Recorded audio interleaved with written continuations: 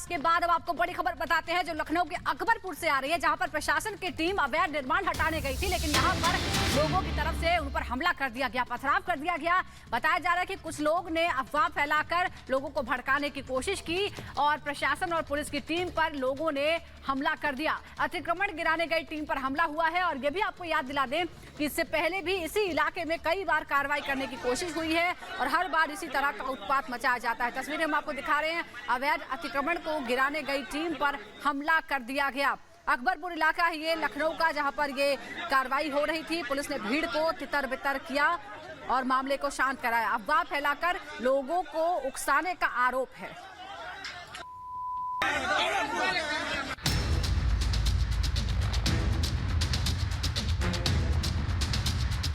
लखनऊ का अकबर नगर एक बार फिर से चर्चाओं में आ गया। राजधानी लखनऊ में अवैध निर्माण गिराने को लेकर बवाल हो गया। इमारत के गिरने के बाद कुछ लोगों के दबे होने की अफवाह फैल गई तो गुस्साए लोगों ने हंगामा शुरू कर दिया। जब तक पुलिस और प्रशासन की टीम कुछ समझ पाती, लोगों ने पथराव शुरू कर दिए। अकबर नगर का यह वही इलाका है जहां पर अभी पथराव की घटना हुई है। पथराव की घटना इसलिए हुई कि अफवाह के चलतन ये कहा गया कि एक बिल्डिंग गिरी थी जिसमें यह कहा गया कि कुछ लोग उसमें दबे हो सकते हैं क्या। इसको लेकर के वहां पर कुछ लोगों में कन्फ्यूजन हुई और वो लोग पथराव करने लगे, लेकिन पुलिस मौके पर पहुंचती है, स्थिति को शांत करती है और इस समय स्थिति यहाँ पर शांत है। आप देख सकते हैं कि यहाँ पर LDA द्वारा ये सब मकान गिराए जा रहे हैं। चूँकि LDA इसको ये एरिया पूरा सौंदर्यीकरण के लिए खाली कराया जा रहा है। चूँकि ये अवैध पूरा इलाका था, भले यहाँ पर कई पीढ़ी के लोग रह रहे हैं, इसलिए यहाँ पर इसको खाली कराया जा रहा है। हालात को देखते हुए मौके पर भारी संख्या में पुलिस फोर्स को तैनात कर दिया गया। हालांकि स्थिति अब काबू में बताई जा रही है। ध्वस्तीकरण की कार्रवाई माननीय न्यायालय के निर्देशों के क्रम में यहाँ पर चल रही थी। उस दौरान एक जो बिल्डिंग है उसका स्लैब साइड वाली झोपड़ी के ऊपर टकराया है, जिसकी वजह से लोगों ने कुछ अफवाह फैलाई, पथराव हुआ। उसके बाद तत्काल पुलिस मौके पर पहुंच करके शांति व्यवस्था कायम करी। लखनऊ के अकबर नगर में हाईकोर्ट के आदेश पर रविवार को पुलिस और प्रशासन की टीम अवैध निर्माण को गिराने के लिए JCB और पोकलैंड मशीन लेकर पहुंची। अवैध रूप से बनाई गई फर्नीचर की इमारत को प्रशासन की टीम ने गिरा दिया। इसी दौरान अफवाह फैल गई कि जो इमारत गिराई गई है उसके नीचे कुछ लोग दब गए हैं। हालांकि प्रशासन ने मलबे में किसी के दबे होने से इनकार किया है, लेकिन लोग मानने को तैयार नहीं हुए। देखते ही देखते नाराज लोगों ने बवाल काट दिया। कमर्शियल में कुछ मकान गिर गए थे और 3 मकानों को बाद में चिन्हित किया गया था कि 3 जो बड़े प्रतिष्ठान थे वो उनका डिमोलिशन नहीं हुआ था। उसमें 2 गिर गए थे, तीसरा मकान भी गिर गया। उसके बाद कुछ लोगों ने आक्रोशित होकर, लोकल लोगों ने, उनको ये भ्रम था कि रेजिडेंशियल भी गिराया जा रहा है, लेकिन जो माननीय उच्च न्यायालय का आदेश है उसका हम लोग पालन कर रहे हैं और किसी का रेजिडेंशियल जब तक हम लोग उसको स्थापित करेंगे और प्रधानमंत्री आवास योजना का लाभ देंगे, उसके लिए कैंप लगा हुआ है, उसके बाद ही उनका 31 तारीख के बाद ही रेजिडेंशियल मकानों के बारे में हम लोग किसी प्रकार का डिमोलिशन ड्राइव लगाएंगे। कुकरेल नदी के किनारे सरकारी जमीन पर करीब 40 साल से अवैध कब्जा किया गया है। अधिकारियों का कहना है कि जिसने भी गलत अफवाह फैलाई उसके खिलाफ कठोर कार्रवाई की जाएगी और लोगों से शांति व्यवस्था बनाए रखने की अपील भी की। रविवार को जिस तरह से अवैध निर्माण की कार्रवाई के विरोध में पत्थरबाजी हुई, उसने हल्द्वानी हिंसा की याद दिला दी। हल्द्वानी में भी हाईकोर्ट के आदेश पर पुलिस और प्रशासन की टीम अवैध निर्माण को गिराने पहुंची थी। 300 ड्रोन दीदियां PM मोदी से अपने अनुभव साझा करेंगी। वहीं PM मोदी लखपति दीदियों को भी सम्मानित करेंगे। कल गुजरात और राजस्थान के दौरे पर रहेंगे PM मोदी। 85,000 करोड़ की विकास योजनाओं के देंगे सौगात। गुजरात में साबरमती आश्रम का करेंगे दौरा। लोकसभा चुनाव से पहले चुनाव आयोग को मिलेंगे 2 नए आयुक्त। सूत्रों से खबर 15 मार्च को शाम 6 बजे प्रधानमंत्री मोदी की अध्यक्षता में होगी बैठक। 2 नए नामों पर लगेगी मुहर। रूस यूक्रेन जंग को लेकर अमेरिकी रिपोर्ट में बड़ा खुलासा। यूक्रेन पर परमाणु हमले की तैयारी में था रूस। PM मोदी की दखल पर पुतिन ने अपना फैसला बदला। रिपोर्ट के मुताबिक अमेरिकी अधिकारी ने परमाणु हमले के संबंध में भारत की सराहना की। कहा, भारत ने शांति की बड़ी पहल की। भारत और यूरोप के 4 देशों के बीच हुआ free trade agreement. Switzerland, Iceland, Norway और लिechtenstein ने आर्थिक साझेदारी समझौते पर हस्ताक्षर किया। 98% सामानों का बिना टैक्स होगा आयात निर्यात। प्रधानमंत्री मोदी ने EFTA व्यापार समझौते को बताया ऐतिहासिक। अगले 15 साल तक 10 लाख से ज्यादा नौकरियों का मिलेगा अवसर। भारत में $100 बिलियन से ज्यादा निवेश करेंगी 4 यूरोपीय कंपनियों के देश। एफ्टा व्यापार समझौते के बाद स्विट्जरलैंड से घड़ियां, कृषि मशीनरी, चॉकलेट का बिना टैक्स भारत करेगा आयात। भारत के कारोबारी भी स्विट्जरलैंड, नॉर्वे को बिना टैक्स करेंगे निर्यात। जस्टिस अजय माणिक राव खालविलकर ने लोकपाल के अध्यक्ष की शपथ ली है। राष्ट्रपति द्रौपदी मुर्मू ने शपथ दिलाई। यूपी के लखनऊ पहुंचे रक्षा मंत्री राजनाथ सिंह कास्ट समाज के कार्यक्रम में शामिल हुए। बोले, लखनऊ के संपूर्ण विकास के लिए अभी और काम बाकी है। महाराष्ट्र की सियासत में फंसे एनडीए की सीट शेयरिंग को लेकर दिल्ली में आज फिर बैठक होगी। जेपी नड्डा और गृह मंत्री अमित शाह के साथ महाराष्ट्र के नेताओं की बैठक। बीजेपी की केंद्रीय चुनाव समिति की आज फिर बैठक शाम 6 बजे होगी। महाराष्ट्र, बिहार पर चर्चा। मीटिंग के बाद बीजेपी जारी कर सकते उम्मीदवारों की दूसरी लिस्ट। बीजेपी सांसद मनोज तिवारी ने सीएम केजरीवाल पर साधा निशाना। अरविंद केजरीवाल से बड़ा कोई महिला विरोधी नहीं, ये कहा। दिल्ली में लोकसभा चुनाव को लेकर बीजेपी नेता मनोज तिवारी का दावा। कहा, दिल्ली में इस बार 7 सीटों पर 60% वोट शेयर के साथ बीजेपी जीतेगी। मैं रिपब्लिक भारत से ये शेयर करता हूं कि दिल्ली में इस बार 7 सीटें 60% वोट शेयर के साथ जीतेंगे हम।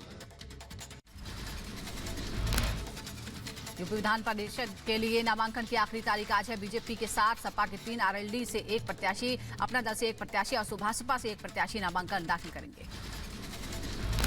बीजेपी के सभी उम्मीदवार सुबह 10 बजे लखनऊ कार्यालय में पहुंचेंगे। वहां से निकलकर विधान भवन जाएंगे। सीएम योगी, दोनों उप मुख्यमंत्री समेत संगठन के और नेता मौजूद रहेंगे। बिहार विधान परिषद चुनाव को लेकर आज राबड़ी देवी समेत महागठबंधन के सभी उम्मीदवार नामांकन दाखिल करेंगे। लालू तेजस्वी मौजूद रहेंगे। आजमगढ़ एयरपोर्ट के उद्घाटन पर अखिलेश यादव ने बीजेपी पर निशाना साधा। कहा, एयरपोर्ट नेताजी और समाजवादी पार्टी ने बनाया था, चुनाव में दिखावा किया जा रहा है। चित्रकूट का एयरपोर्ट नेताजी और समाजवादी पार्टी ने बनवाया था। मुरादाबाद का एयरपोर्ट नेताजी और समाजवादी पार्टी ने बनाया था, उसका उद्घाटन हुआ। अरे ये सरकार अपना कुछ बनाए हुए का उद्घाटन करेगी कि दूसरों का ही उद्घाटन करती रहेगी? हरियाणा के गृह मंत्री अनिल विज ने कांग्रेस पर जोरदार हमला किया। कहा, कांग्रेस हर चीज को मुद्दा बनाना चाहती है। कांग्रेस तो हर चीज को मुद्दा बनाना चाहती है, हर बात में कोई ना कोई इशू क्रिएट करना चाहते हैं। बीजेपी केंद्रीय चुनाव समिति की बैठक पर बोले केंद्रीय मंत्री अनुराग ठाकुर, हिमाचल के 4 लोकसभा सीटों पर उम्मीदवारों का ऐलान होगा।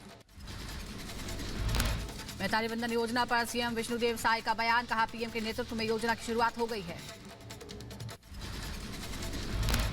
प्रधानमंत्री जी की गरिमामय उपस्थिति में आज से इस योजना की शुरुआत हो रही है। 17,12,600 महिलाओं के बैंक खातों में पहली किस्त के रूप में 1,000 रुपए का अंतरण आपके कमलों से हो रहा है। बीजेपी नेता शहजाद पूनावाला का राहुल गांधी पर तंज। कहा, जहां जहां पड़े राहुल गांधी के कदम वहां वहां इंडी गठबंधन तोड़े दम। जहां जहां पड़े राहुल के कदम वहां वहां इंडी गठबंधन तोड़े दम। पश्चिम बंगाल में तृणमूल कांग्रेस ममता दीदी ने यूनिलैटरली सारी सीटों पर अपने प्रत्याशी घोषित कर दिए और कांग्रेस धरी की धरी बैठी रह गई। राजस्थान कांग्रेस को लगा तगड़ा झटका। गहलोत, पायलट और जोशी समर्थक 32 नेता बीजेपी में शामिल।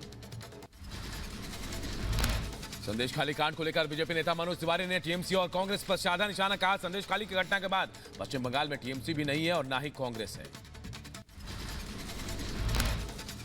देखो, कहने के लिए पार्ट है ना, तो टीएमसी ये भी तो कहती है ममता दीदी कि वहां पे कांग्रेस कहीं है ही नहीं। चुनाव आयोग आज अपने सभी पर्यवेक्षकों से करेगा मुलाकात। दिल्ली के विज्ञान भवन में होगी बैठक। ग्वालियर एयरपोर्ट के उद्घाटन पर बोले एमपी के सीएम मोहन यादव, ये केवल एयरपोर्ट नहीं बल्कि विकास का नया कीर्तिमान बना है। आजमगढ़ मुस्लिम समाज ने खुलकर किया पीएम मोदी का समर्थन। जगह जगह लगाए पोस्टर, लिखा, दूरी न खाई है, मोदी हमारा भाई है। अमेठी और रायबरेली की सीट छोड़ने पर कांग्रेस आलाकमान के खिलाफ हुए। यूपी कांग्रेस के नेता अविनाश पांडे ने आलाकमान को लिखा पत्र। कहा, जनता जानना चाहती है कि रायबरेली और अमेठी से गांधी परिवार से कोई लड़े चुनाव। यूपी कांग्रेस प्रभारी अविनाश पांडे ने की स्वामी प्रसाद मौर्य से मुलाकात। लखनऊ में हुई दोनों नेताओं की मुलाकात। बंगाल में इंडी गठबंधन को झटका। टीएमसी ने लोकसभा चुनाव के लिए 42 उम्मीदवारों की लिस्ट जारी की। बीजेपी ने कांग्रेस पर साधा निशाना। बंगाल में टीएमसी ने सभी सीटों पर अपने उम्मीदवार घोषित किए। अब राहुल गांधी और प्रियंका गांधी को संदेश खाली मामले पर चुप्पी तोड़नी चाहिए। लोकसभा चुनाव से पहले तेलंगाना में बीआरएस को बड़ा झटका। पूर्व सांसद गिदाम नागेश सहित कई नेता जो हैं वो बीजेपी में शामिल हुए हैं। केंद्रीय मंत्री गिरिराज सिंह का इंडी गठबंधन पर बड़ा हमला। कहा इंडी गठबंधन ऊपर से फिट है, अंदर से मोकामा घाट। बिहार में सीटों के बंटवारे पर बोले चिराग पासवान का सीटों से ज्यादा बिहार के लोगों की चिंता है। बीजेपी सांसद ब्रजेश सिंह ने कांग्रेस में जाने पर दुष्यंत चौटाला ने चुटकी ली। कहा अब हिसार छोड़कर भागेंगे या सोनीपत से लड़ेंगे चुनाव। आज अयोध्या जाएगी राजस्थान कैबिनेट के साथ रामलला के दर्शन पूजन करेंगे सीएम भजनलाल। लोकसभा अध्यक्ष ओम बिरला कल से 2 दिवसीय अयोध्या दौरे पर रहेंगे। पत्नी के साथ हनुमानगढ़ी और रामलला के दर्शन करेंगे। मिर्जापुर की सांसद अनुप्रिया पटेल ने सड़क हादसे में घायल युवक को पहुंचा अस्पताल। मिर्जापुर में पिकअप गाड़ी के पीछे स्कूटी टकराने से हादसा हुआ था।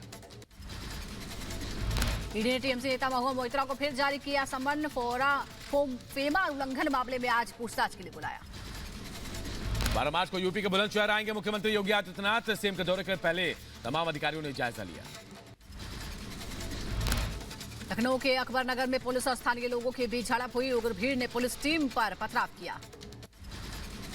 लखनऊ विकास प्राधिकरण की टीम अतिक्रमण हटाने के लिए अकबर नगर पहुंची थी। अवैध बिल्डिंग को गिराने का चल रहा था काम।